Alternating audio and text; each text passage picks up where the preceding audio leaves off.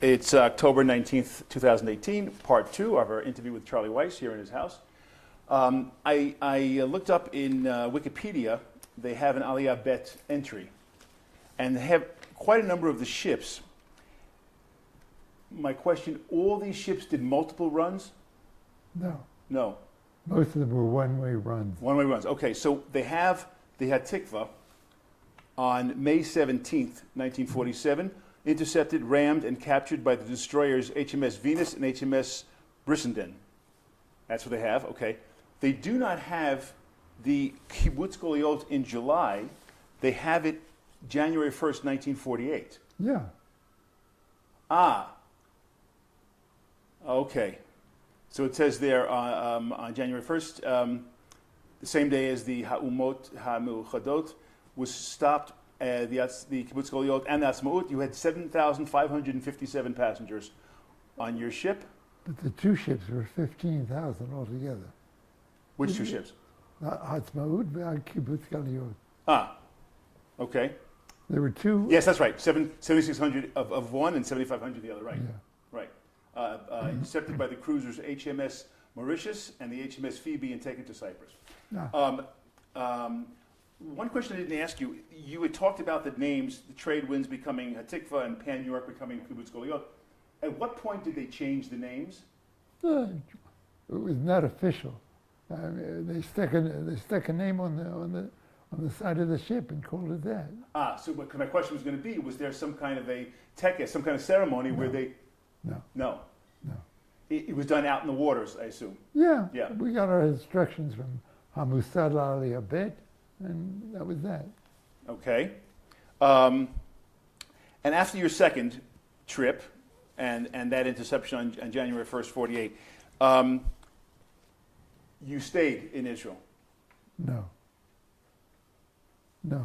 Remind me? I went to Israel in February, and it was not Israel yet, it was still Palestine, and left in April or March, late March, for the States. Correct. Now I remembered from the last time, yes. Coming back. Coming back, I came back in the beginning of 1949. With what kind of machshava? What kind of, what was your... I intended to settle. You intended to settle? Yeah. And so it's interesting. You told me last time that you weren't Zionistic in the traditional sense, but yet the Zionistic bug caught you. Put it this way. If I went to the States, if I went to Palestine in the first place, because I was dissatisfied with my life in the States, that was equally true of the second time. I'd been to Palestine, I'd seen how inspiring it was running around in short pants and short sleeves, the informality of it all. And I wanted that kind of life. It had little to do with actual Zionism. It was attracted to Israeli life. And I think my attraction to Varda, my first wife, was the opportunity to become an Israeli. Here was a bat kibbutz, had all the attributes that I needed.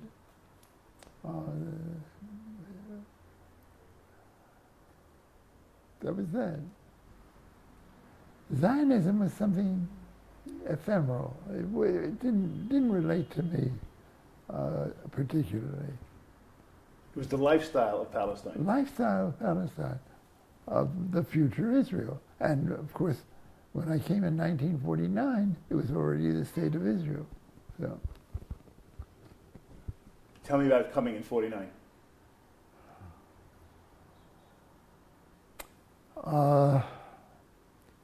I think I told you about the Strathodam, the frigate, the Canadian-built frigate that I that I crossed the ocean with. The crew mutinied about going to Palestine, going to Israel, and they put into Marseille, which they had signed on for. And from there on, I was just another Olay. How do you explain to your grandchildren flying? We didn't have flying. Everybody went by boat in those days. Yeah. Yeah. No.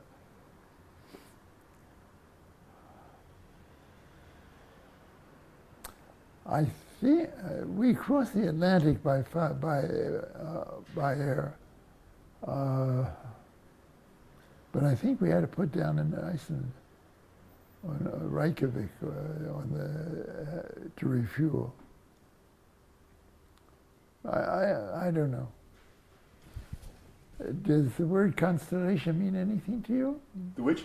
Constellation. Go ahead, tell me. There were these enormous aircraft, Yes, four-engine yes, aircraft. yes. That's what I flew in. Propeller-driven planes. From where to where? From, I guess it was from Paris or Marseille to Reykjavik to New York. You've come to Israel now, the new state. You're developing the state. You're a pioneer among the pioneers. You are. You are. I have a Yeshi Tuda. Yeah, I'm a pioneer. Okay. Tell me how you got to the Jerusalem Post. That was 4 years after Aliyah. What did you do in those 4 years? I worked at Bet Choshet Shemen. Uh-huh. Oh, you mentioned it. For about a year. And then Chaver בנמל החדש, הקואופרטיב, להובלה באזור חיפה. And then we moved to Jerusalem, made a conscious decision that I was going to leave the cooperative. Why Jerusalem? Bala was from Jerusalem, and she wanted to go to the university. And at the time, there was no Tel Aviv University. What was the Faculty of Law and Humanity, Law and something. But there was no university in Tel Aviv. And we had no place to live. We stayed with my in-laws for about 6 months. in שערי חסד. אתה מכיר את השכונה?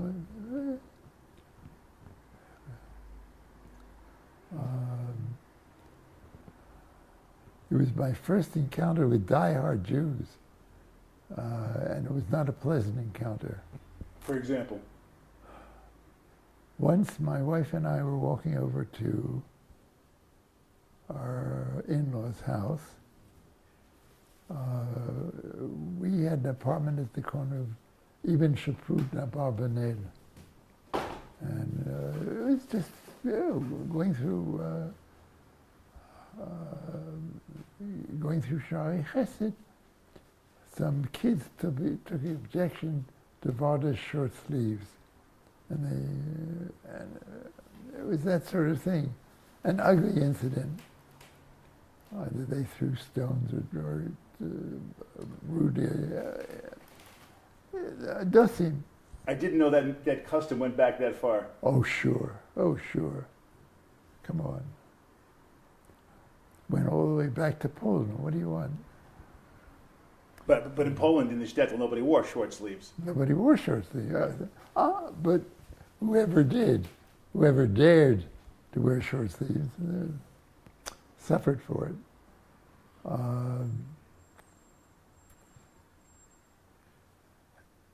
It was something of an experience living in a religious neighborhood, a deeply Haredi neighborhood. And the houses were also interesting in the sense that they were these one-story houses. They were built about 1870, 1880. for the Jews who chose to live outside the wall, outside the old city.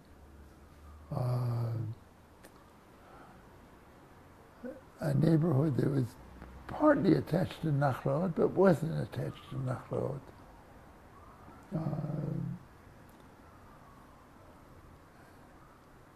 But it was totally insular, cut off from Israel. It was, they had their own shul, and that was all that mattered. The city itself was a very small little shtetl of its own. Yeah. Replete with neighborhoods. Rehavia was where the rich German Jews lived. Nachlaot was where the Sfaradim lived. It had its pluses and its minuses.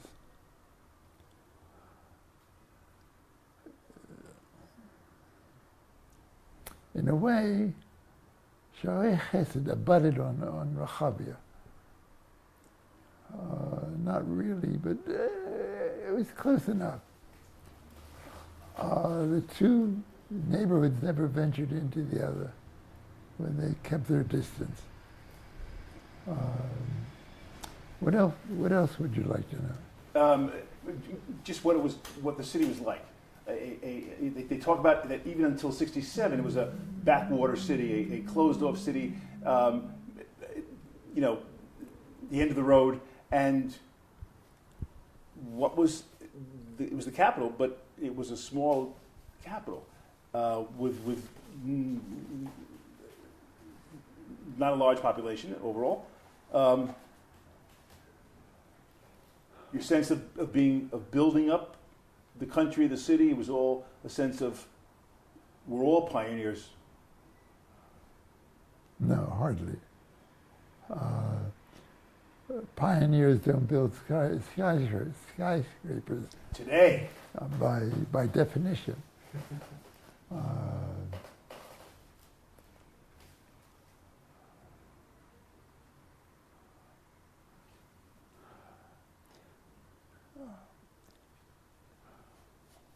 Jerusalem had a traffic light, mind you. It didn't have much else. But the Knesset was Hamish. I covered the Knesset, for Christ's sake, when it was... That's what we're getting to, yes.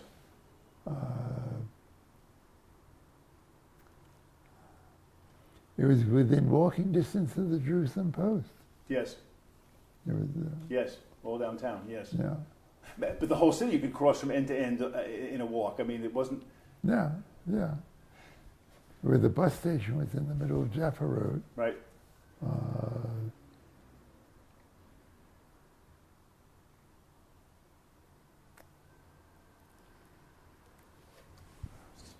Ham Kasher was the local bus, and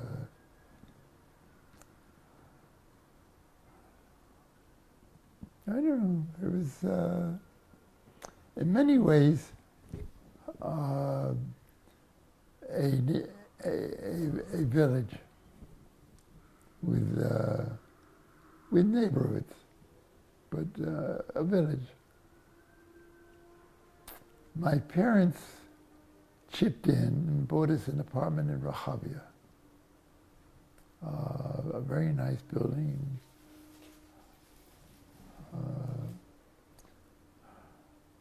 The Rejwan family occupied the ground floor. It was their they had built the building as an apartment building, where they occupied the large. Rejwan later became a member of the Jerusalem Municipal Council. Daddy, Abba Rejwan, never learned to speak Hebrew.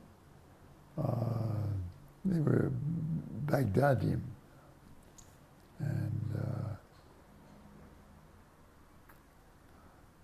remained foreign implants in Rehavia. But it was a very convenient arrangement. second floor. Across the hall was the Görlitzes, two Holocaust survivors who had been married when they were sent to the camps and had born a daughter in the camps, were separated, only found each other at the end of the war, and found the daughter at the end of the war. It was my first encounter with someone who'd seen hell and come back from it.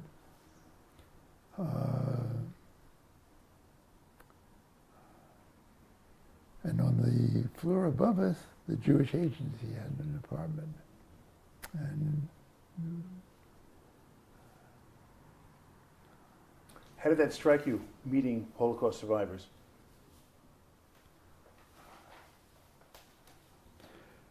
Working on the ships, I had met Holocaust survivors, not as intimately as neighbors across the hall.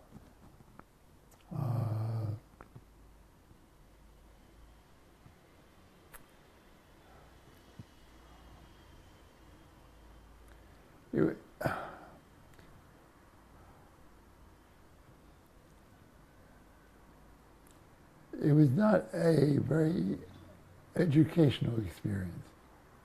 They didn't want to talk about it. And that was that. Yes, I was in the camps. Yes. What's her name? The daughter. Don't remember. We were in the camps, but that's it.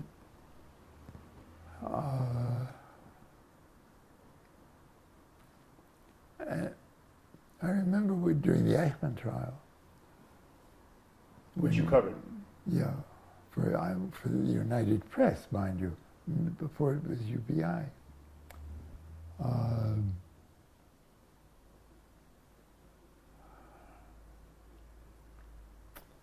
The radio was on all day, everywhere. You couldn't walk down the street without hearing the Eitan trial.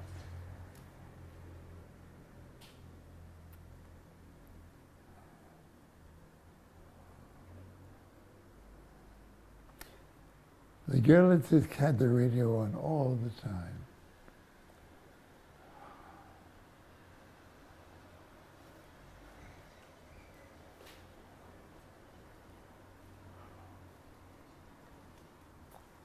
What do I remember of Jerusalem, the Shtetl?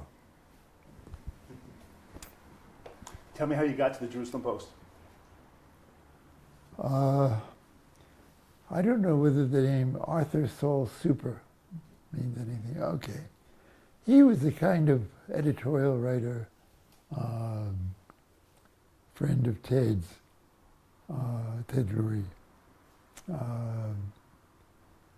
who oversaw things at the Post.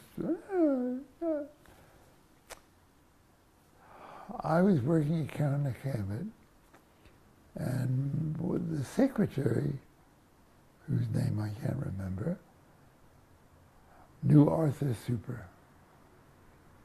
And once Super was over and we were talking, and he says, why don't you come to the Post?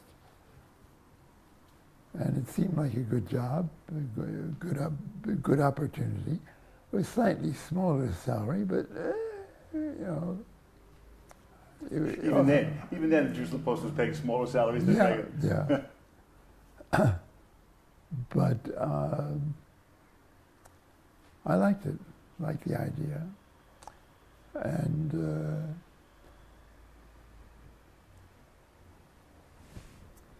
at Super's suggestion, I joined the paper. Ted hired me.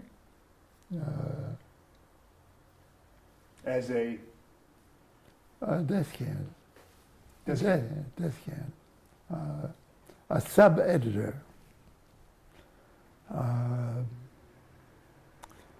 My command of Hebrew was sufficiently good at that time to qualify. I could read Eitan. That was the important thing. Read the PIO announcements.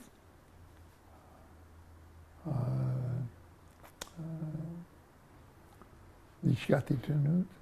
Is it still called the PIO? Press Information Office?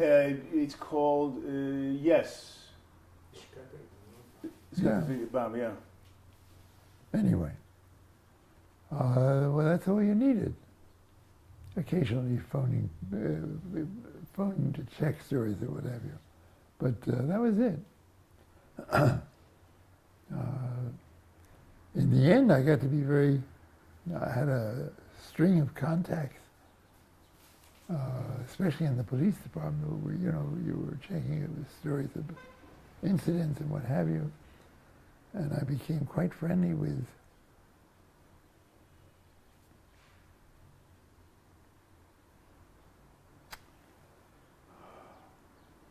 the police department spokesman, who later went to the Shin Bet. And there hangs the tale. In 1964, no, it couldn't have been that late. Yeah, it was. In 1964, there was a junket to Copenhagen. With Sass and Alal were opening a line. So 10 journalists were selected. Yeah, I was in line for a trip, so I got the trip. A week in Copenhagen. Real plum. And while I was there, I met a guy who worked for Danish Interiors, a Dane, Jewish, Danish. And he said he was going back to Israel via Beirut and Cairo. And there was a charter flight. Well, if I can get a new passport, because I had Israeli stamps in my passport, I'd love to go with you. Fine, okay. The American Embassy in Copenhagen was very helpful. They said, come back in the afternoon. They gave me a new passport. I signed up for this trip. We left on a charter flight to Cairo, got off, and we carefully scissored out any reference to Israel, labels, laundry stamps, anything, and appeared as tourists.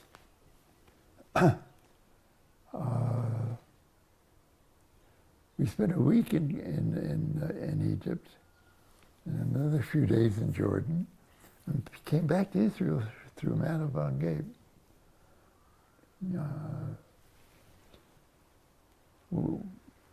Laban Dor at the time was connected with the Shin Bet, with the Shushu, and she suggested that I talk to Yehuda.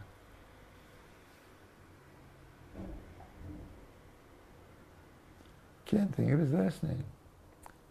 So I called up Yehuda. Yes, we'd meet at this cafe in the German colony.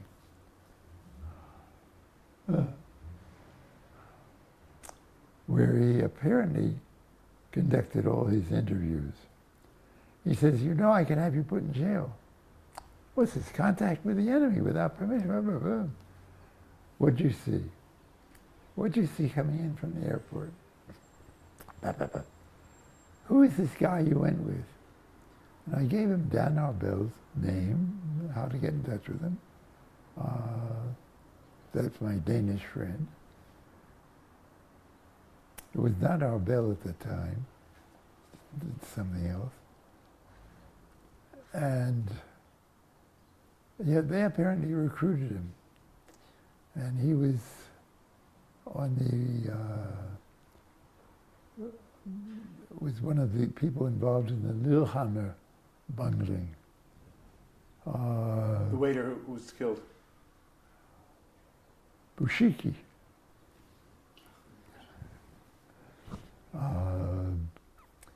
And he was the one who cracked under interrogation and gave away the whole plot, because when he was a child, there have been a lot of stories lately about the the Danish convoy to the Danish fishing fleet. Because it's the 75th anniversary, right? This is the 75th anniversary. He was in that group under the floorboards of a fishing boat, and he became claustrophobic, and he could not bear to be imprisoned, and he broke. And that's what led to the discovery of the whole plot, where all this bungling that went on.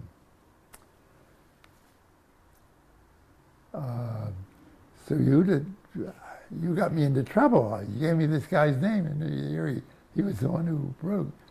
So this must have been after 73.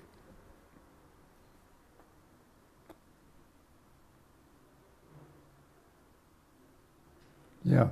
72 was Munich, and they were out to get the ringleader, and he was supposed, Ahmed Bouchiki was mistaken for the ringleader. Okay, that was the story. Anyway, I became friendly with the police spokesman, the Miniam, all while sitting at the desk. Well, you know the drill. You get a story, you have to check with the police. What do they say?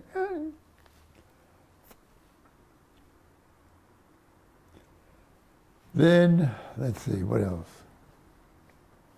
What were some of the stories you covered? You covered, well, you were there for 20 years. Yeah. I reported on, I was night editor when the Kastner trial was going on. And that was a fascinating cover-up. I mean,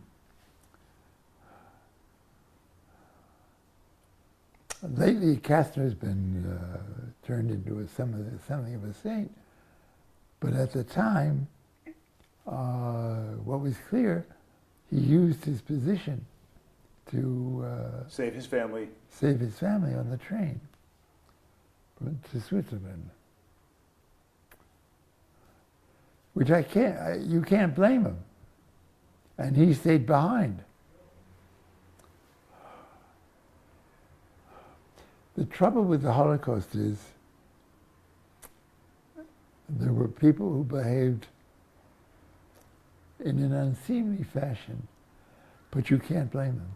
You cannot blame them. They were faced with the most dire consequences of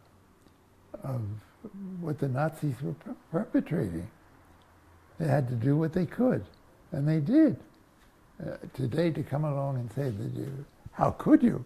Well, you did. How could you? Because you could, and that was that.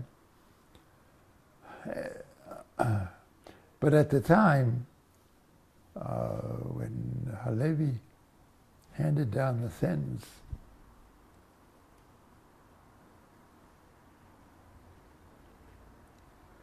he sold his soul to Satan. It was fairly clear that he sold his soul to Satan. But who wouldn't? You couldn't blame him. So that was that. That was one of the stories I covered, and it left a deep impression. Was that the headline the next day? Yeah, what do you think? You sold your soul to the devil, the headline. Yeah. Satan. Satan. Yeah, Satan. Why not quote him in the original? You covered the Sinai War in '56? Not really. You were still night editor. You were night. I was an editor working at the Post. My stepfather, my father-in-law, was a close friend of Ben Tzvi. Ben Beit, he was one of the executors of Ben Tzvi's will.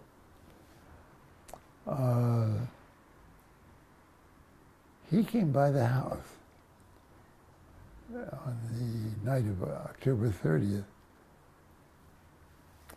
and he told me that Ben Tzvi, in the strictest confidence, had told him that there would be an invasion of Sinai that night. And I, in the strictest confidence, what do? You keep it confidential. So I knew something was going on. What was going on wasn't clear. I didn't cover the war. I was not in Miluim then by then. 56 now. I was already out of Miluim. If you have that secret at night, what do you do with the paper for the next day? The next day was the top story in the paper. But it was at that, you said to me it was a secret. You mean once it started, obviously? Yeah. Okay. Yeah, it was. How long did you have the secret? Few hours. Okay. Yeah, it was. How many such secrets did you have in your career? I don't know. Now that you press me about it, I don't know what the secret was. I know that Yehuda came by the house and he told me that he'd heard from Ben Zvi that tonight's the big operation or whatever. What was the pretext for it? Was it because of the infiltrators? I think they were closing off... Straits of Tehran? Yeah. That's a nationalized... No. In the 56? Yeah. That's a nationalized Suez Canal. The Suez Canal, national. That was not our problem. That was not our problem. The British didn't like it. The British and French didn't like it. Yes. And they connived with the Israelis to do something about it. Israel invaded Sinai. I don't remember what the pretext was. Please talk to him now. Yes. Look at me. Yes.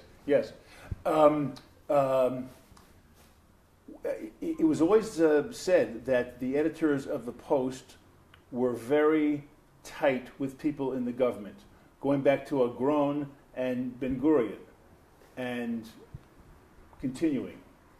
I don't know whether Ben Gurion was tight with Agron. They were... Agron remained a foreign implant, an American, running the Jerusalem Post, Palestine Post.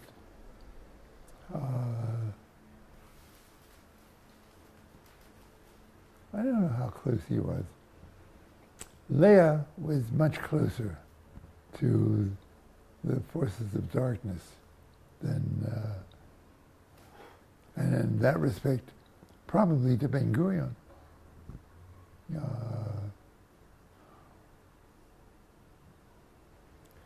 Don't know. There was it was like the Egyptians shelling the chicken coop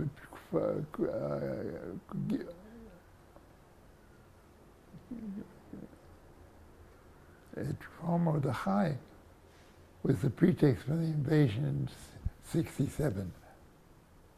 But there was also a pretext in 56, and I just don't remember what it was.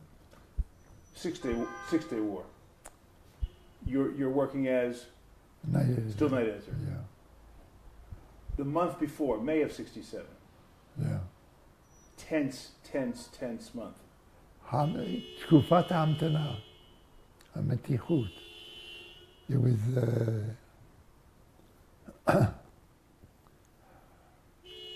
I at the time was filling in for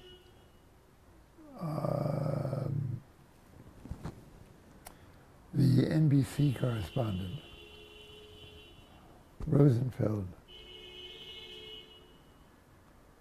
I don't remember his first name. Filling in as in doing stand-ups in the field? Yeah. Etc.? No, radio. Only radio. Oh, radio. He had gone to the States for some reason, and I don't remember what it was. Anyway, NBC, in its wisdom, when things became very warm, sent over a radio correspondent from London, a guy I became attached to, very friendly with, David Weber. And I remember, as you know, everyone was lining up to attack Israel, Jordan, Syria, and Egypt had formed a united front. It looked very bad. I remember, do something, David. Broadcast something startling.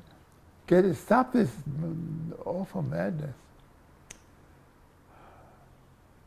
And then we were in the Gan Mamila.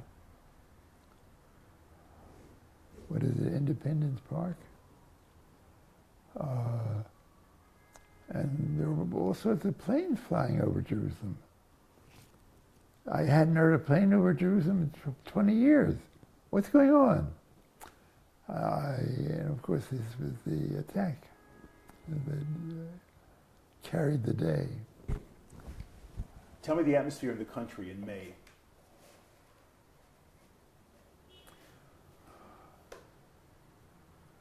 It was scary, really scary. For the first time, really, you had the sense that the Zionist enterprise was going bust, that the Arabs were ganging up on us, that there was nothing they could save us. It was obvious. And then the Chaim Weizmann program of destroying the Arab Air Force took place, and it was over. The war was over. Chaim Herzog. No, Chaim Weizmann. Not Chaim Weizmann. Which Weizmann? Yeah. Now. The Weizmann. Dit is Hashem Shalom. Prati.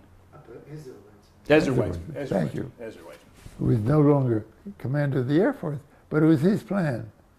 And it worked. God damn it, it worked beautifully. And it was a walkover with total air cover and what have you.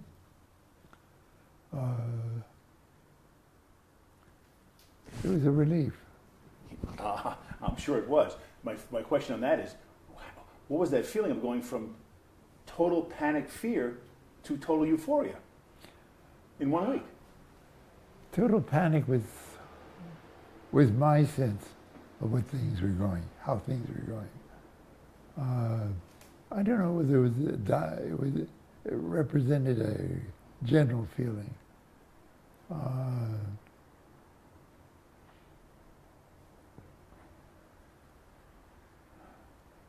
Tufat Amtana was a terrible, terrible time.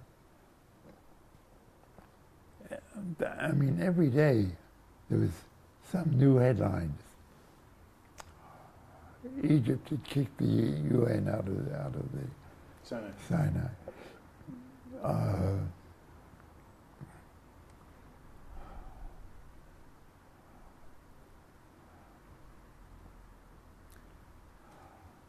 And just before, of course, was the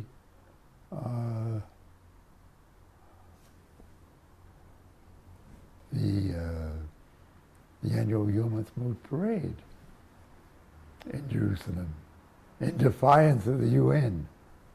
Heavy weapons being brought into Jerusalem.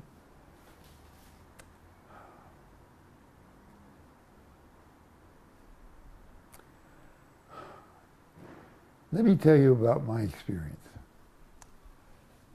The night of the war broke out. I was at the paper till midnight, and then walked home. Walking home first through Sanhedria, where the fighting was still going on in Givat Tachmoshet. There was a lot of noise and what have you. Not a soul on the streets, not a soul. Here I am walking along, and somehow or other I got to the road leading to Amon Nativ. And at the entrance to the road going up to Ramat Rachel, finally, a soldier stops me. It's in the dark, of course, total blackout. What are you doing out? I just put the paper to it. What do you want? Walking home. Where do you live? Rehavia. Oh, a long way around. Okay.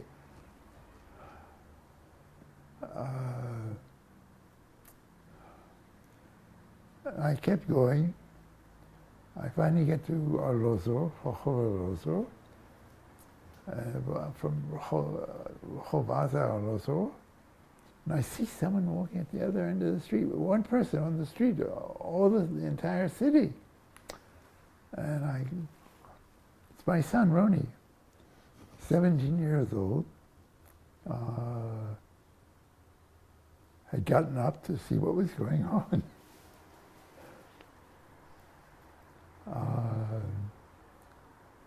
So I knew he was all right.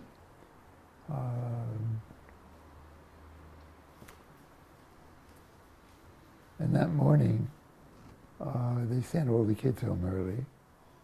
Wetzler was closed. And we couldn't find Noah.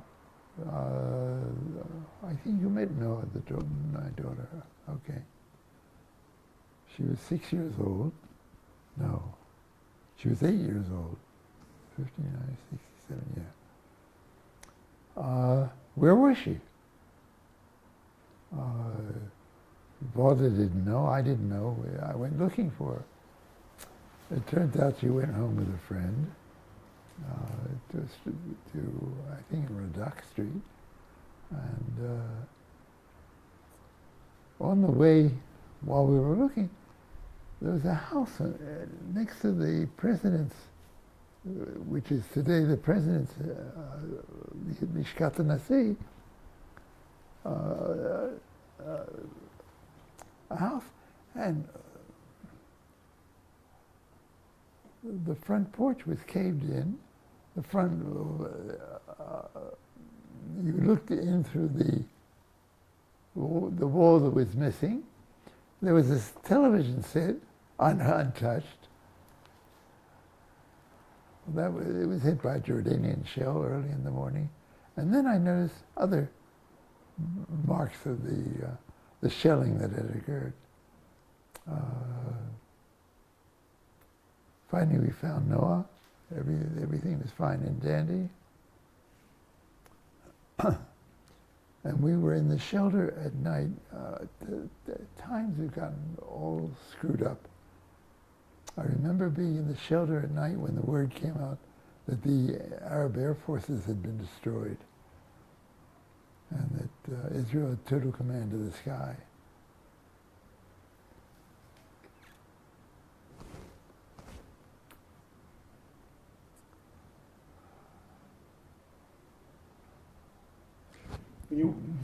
Go on.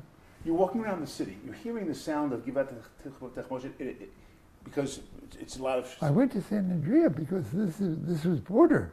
This was border. So my question actually, even before the war, what it was like to live near barbed wire border and then no man's land, and you cross. You're looking at Jordanian soldiers from the old city looking across towards you. What that was like in itself.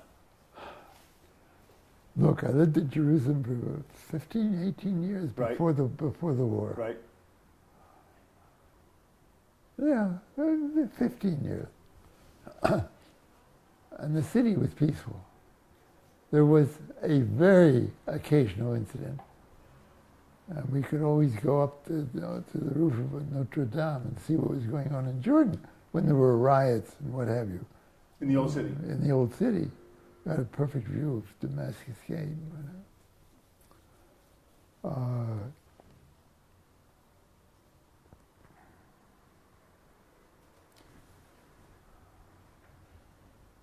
Now during the war, you're hearing the sounds of war. Yeah. Is there a feeling, occasional, possible feeling of panic. What if we lose? What if they overrun that hill and they're coming to downtown? They're coming to Yafo because is there a sense of fear and panic of that? No. Why? No. We had command of the skies. I mean, I'm no military analyst, no expert, but it was very clear to me that as long as you take pot shots at the tanks, the tanks are useless. And we had no problem taking pot shots at tanks.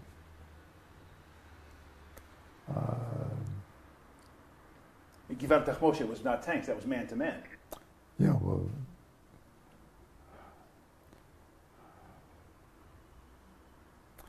it was also on the other side of the Green Line. In other words, it was over there. It wasn't inside Israel. There was, no, the feeling of relief was audible.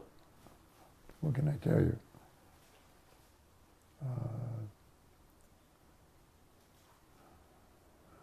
The war was over in an hour and a half, and that was it.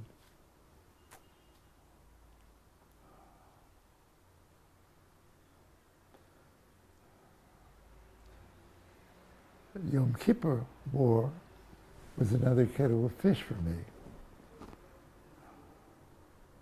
Harriet and I had finally gotten together.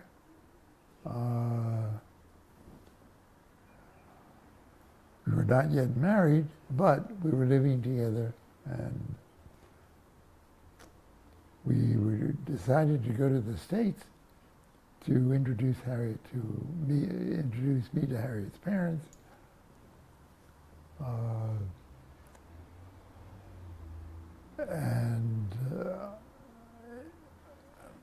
In October, El Al had reduced its fares. So we booked a flight for the 4th of October. We arrived at the 4th of October, which at the time was the day before Erev Yom Kippur. Land in New York, go to Cleveland, big you know. Harriet introduces her new boy, whatever. It was, you know, all joy and sunshine. And so, contrary to my instincts, on the 5th of October, we went to, on the 6th of October, we went to shul in the morning, and I went with them. And there's a buzz in the shul. Everyone's talking about, oh, the Egyptians invaded Sinai. I had a stringer in Jerusalem, Al Patashnik. I don't know whether you knew him. Sounds familiar. I went down to the basement of the shul, called Jerusalem Collect, which at the time seemed okay in a Reform synagogue. You use the phone, why not? Spoke to Al, yeah, the Egyptians had crossed the canal, everything there. And we made plans to go home. We went to Washington first, where the Voice of America, and then to New York, to the plane. And by Tuesday, we were back in Israel. We had 2 kids living at home. One was sent to our maid in Kfar Shapiro, I think, near Hadassah. And Noah went to a girlfriend's house from school. My older son and daughter were still living in Arlosville. Roni was called up on Friday, and Noah and Nat stayed at home. And of course, Metro Media suddenly remembered they had a correspondent in Jerusalem. They called me, they got a note on the phone, and she read them what was being published on the TV, not on the TV, on the radio. Did we have a TV then? 73, yeah, we did.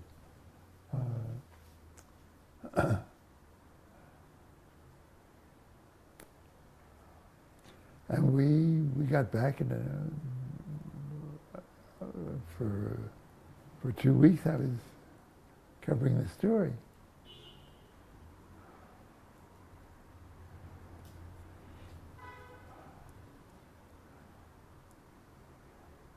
I think I was still working at the Post in 73. Yeah. I have down 53 to 74. I don't know how I managed that.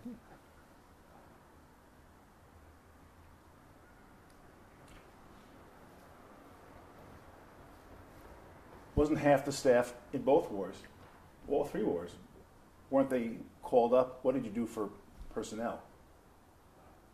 Well, Ari was called up in the 73. Irwin was not, because he, like me, was still an American citizen.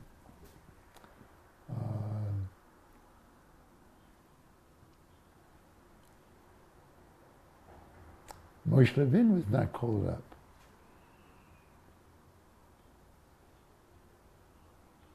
Was Moshe still with the paper? I don't think so.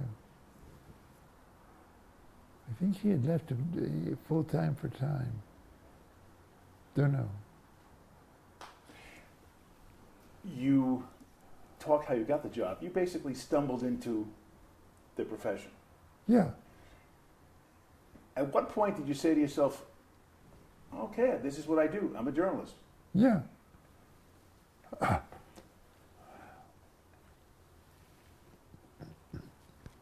I had no choice. You stumbled into the profession. Well, okay, you weren't trained like today. Everybody, a lot of everybody. Moshe Levin and Maccabee Dean were graduates of Temple. It's School of Journalism.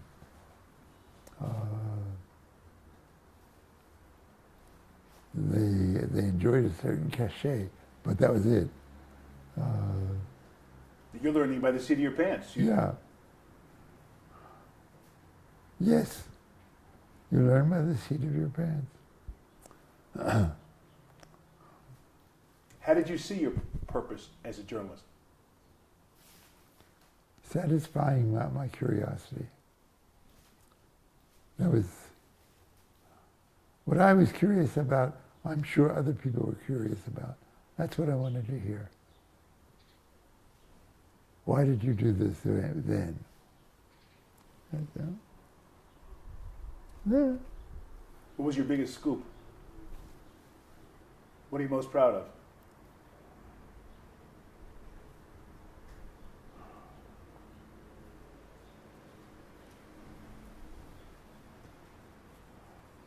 I wouldn't know what to answer that.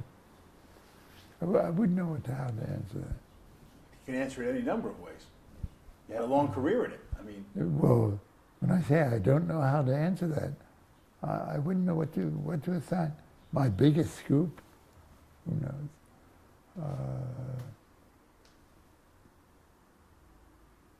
I wouldn't. I would defer on that.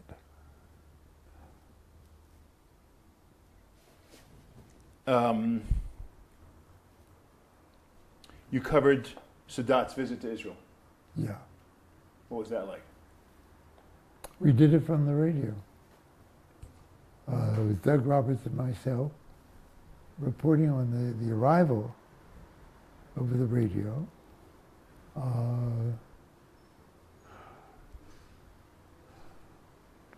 My own distinct impression of that visit, Sadat and Begin gave a joint press conference at the Jerusalem Theater. And Ari Rout was the moderator, and I got Ari to let me ask a question of Begin.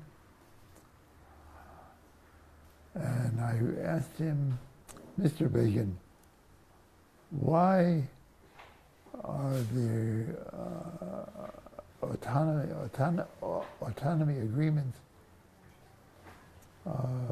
Why don't the autonomy agreements mention the Palestinians? And Begin's answer was they do. They're Arab Israelis.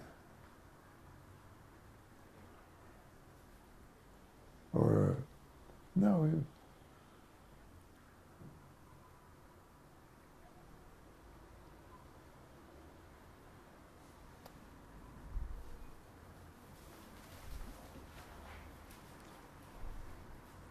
The autonomy agreements did not mention Palestinians. I don't remember what his excuse was. Or his avoidance of the question. Yeah. But that was my big contribution, pinning him down to the fact that... So that comes to Jerusalem. It must have been, you're living in an alternative universe. This can't possibly be happening. Where did this come from? Right? It's a shock. That was not the universal impression. It was not? No. And in fact, Begin had a lot of trouble passing the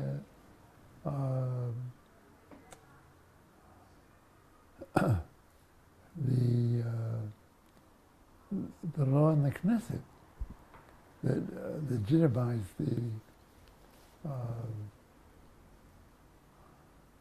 what in God's name was his excuse?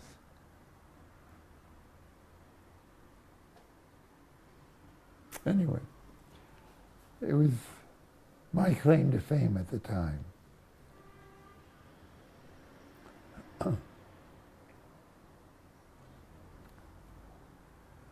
Interestingly enough, in the debate in the Knesset, no one mentioned it. It was not that was not a cause for, well, I say no one. I imagine that the Arab members of the Knesset picked up on it.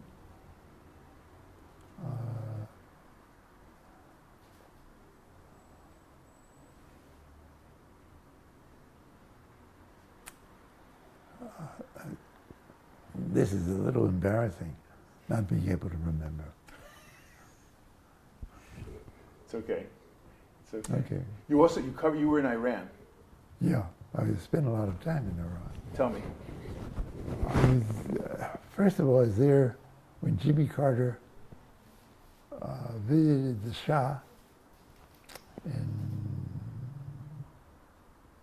January 1st, 1980, 1979. Yeah.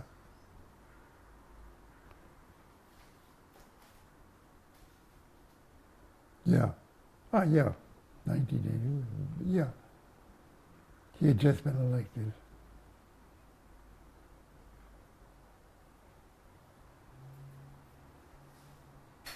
I don't know. Anyway. And at the time,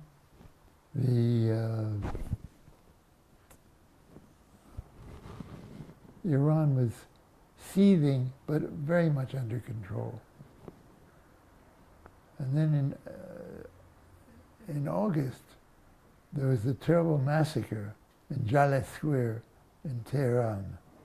And I was sent to cover the aftermath. I was sent to cover Jimmy Carter, of course, when he landed.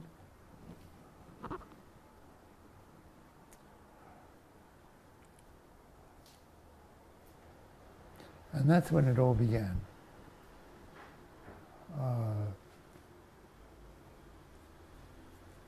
Like Mohammed bin Salman, the Shah tried to cover it up. His soldiers killed maybe 50 people in that terrible protest rally. And it was the cover-up that did him in. Protest rallies broke out all over the country. I was based in Tehran, but I traveled around. I went to Qom, to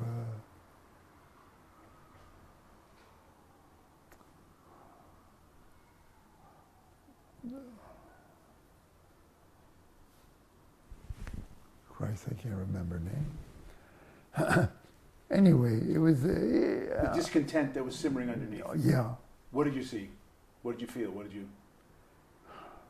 It all boiled down to people protesting and facing gunfire.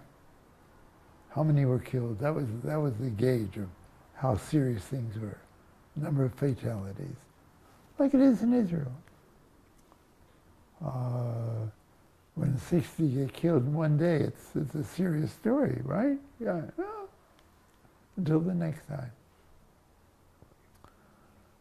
So I was in Iran from September until, from late September, early September until mid-April, when the referendum on the Islamic Republic was held. And then it was no longer pleasant for journalists, and especially for Voice of America, Jewish Voice of America reporters who live in Jerusalem. Interesting enough, I never encountered hostility. Curiosity, yes. Tell me about Israel. Tell me about Jerusalem.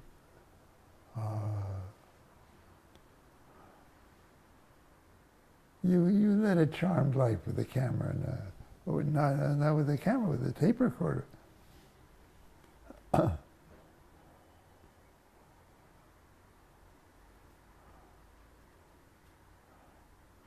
It was a fascinating experience to observe a revolution from the bottom up. And it was a legitimate revolution.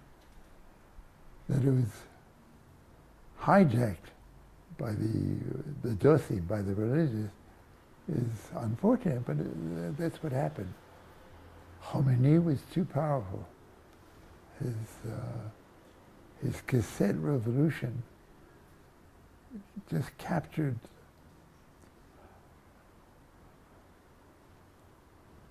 the activists who were religious, not the protesters. They were not. I did a lot of work at the university, and the leaders of the protests were old National Front types, the ones who were displaced when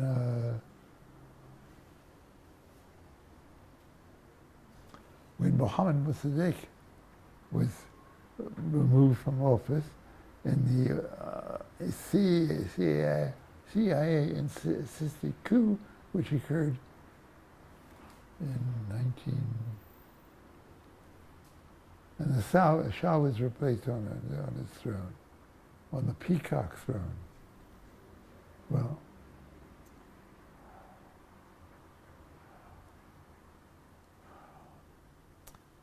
Khomeini was a threat to the Shah, and he was exiled, which was a terrible mistake. Because when you come back, then you're the hero. Yeah.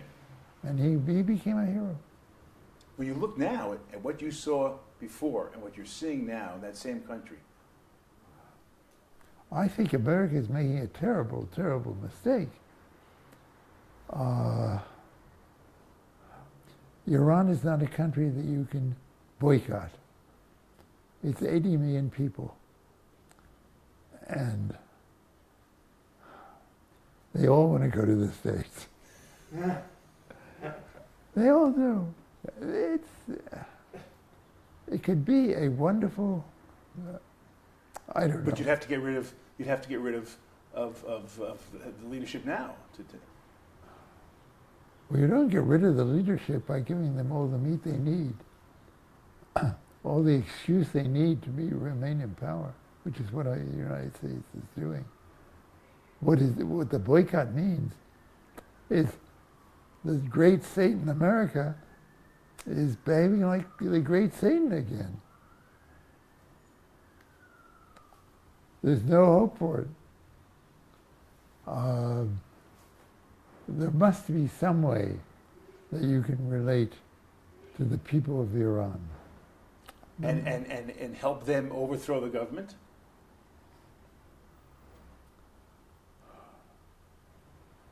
Overthrowing the government is a violent act, and I don't think it's in the cards. But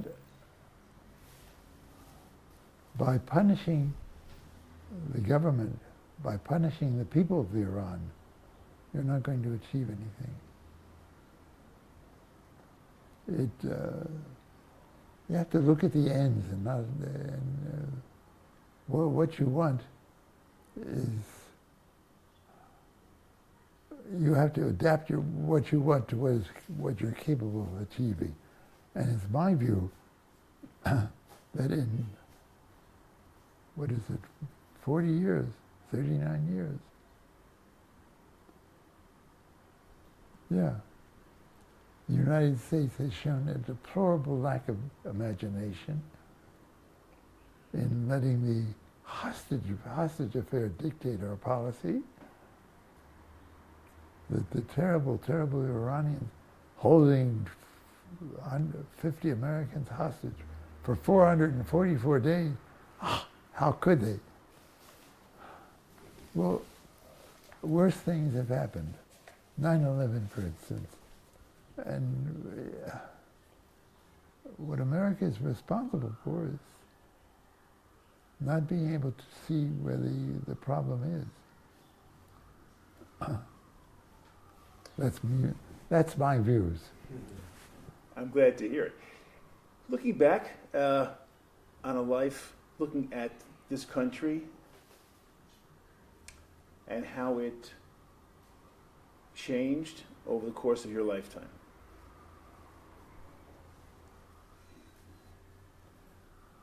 For the worse. Far for the worse. Across the board? Across the board. Across the board, because the basic institutions which were envisaged in the Declaration of Independence are being discarded.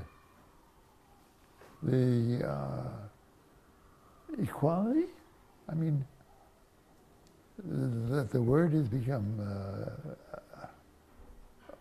radioactive? Come on.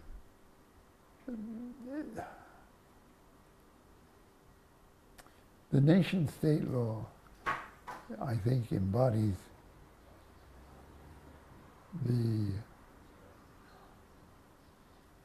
all that's wrong. And what I see is wrong with Israel today. It's the tendency which it embodies, which it represents. If it's good for the Jews, it's good. And if it ain't good for the good Jews, God help it.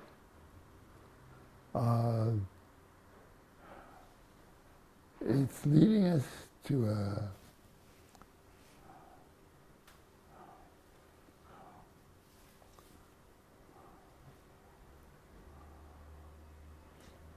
into a world which offers no hope of an arrangement, of some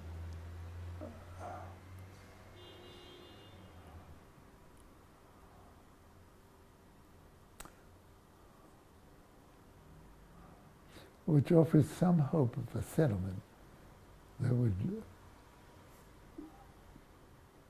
recognize the presence of Israel in the Middle East. It can't work if you're only one side. On a personal level, anything you regret in your life?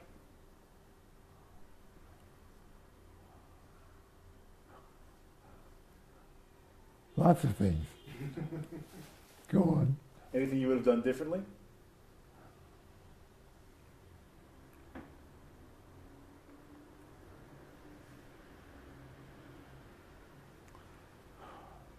Today it's hard to say. It's hard to say. I can't.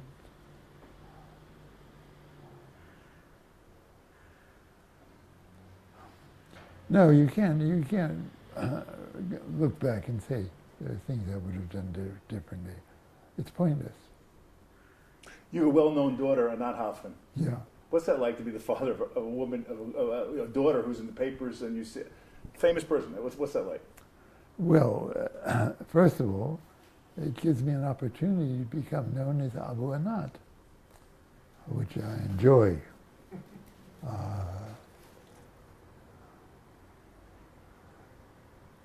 And I love her. What can I tell you? Yeah, that goes without saying. No, it doesn't go without saying.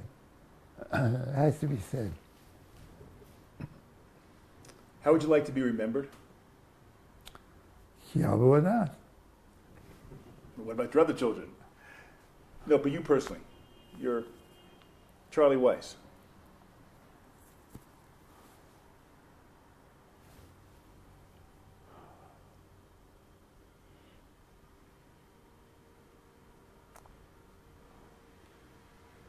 Like to be remembered means that I'm dead.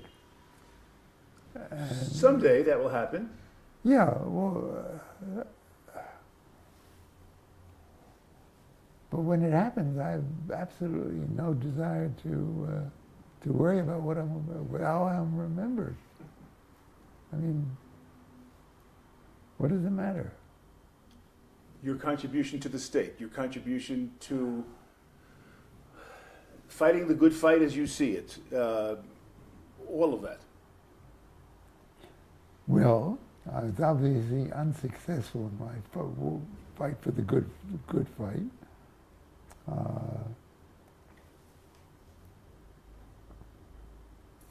I don't know. It's a question which I'd rather not answer. No. Okay. How would you like to be remembered? Don't forget you're dead already. You want to be remembered. I'll get back to you on that. Cop out. Yeah, okay. Okay, good. Very good. Okay. I thank you for your time and your patience and your willingness to share. It's an opportunity. Thank you. Is there anything I didn't ask you that you would want to, a moment of history in your history that I didn't ask you about that you'd want to record?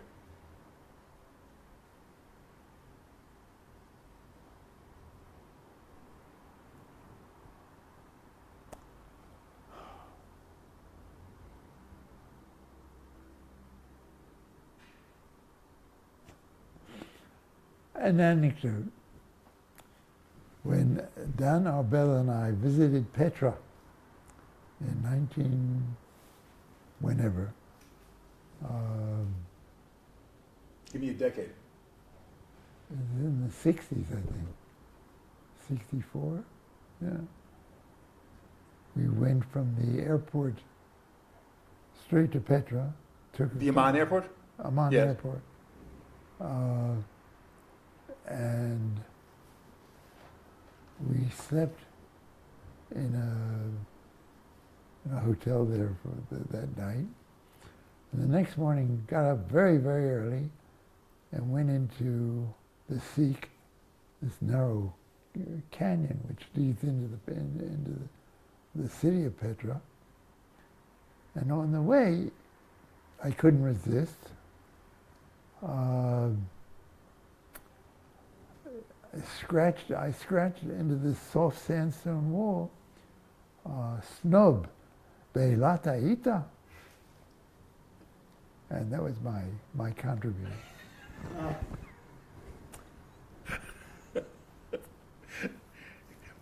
Was that a weird feeling that you, being an American with an American passport, you could travel to these countries where Israelis couldn't? Nachon. It was a wonderful feeling.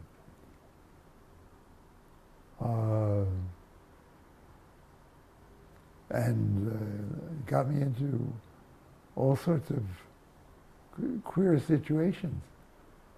I once got a letter from the foreign ministry they wanted to hire me, a baldar who can fly all over the world and take messages, whatever.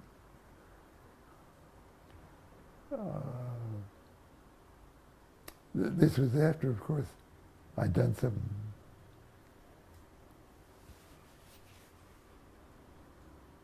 don't remember when. Anyway, doesn't matter. Okay. We're good.